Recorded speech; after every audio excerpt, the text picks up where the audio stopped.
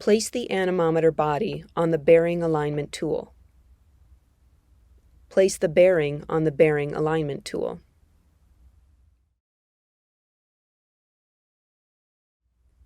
Carefully place a small amount of superglue to the inner wall of the body, close to the bottom.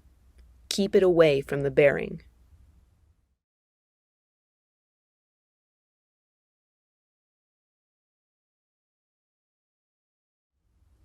Align the bearing housing and press it down as far as it will go.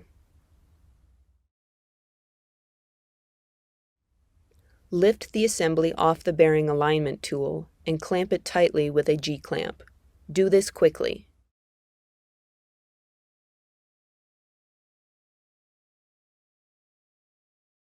Then, set it aside for a few minutes to allow the glue to set.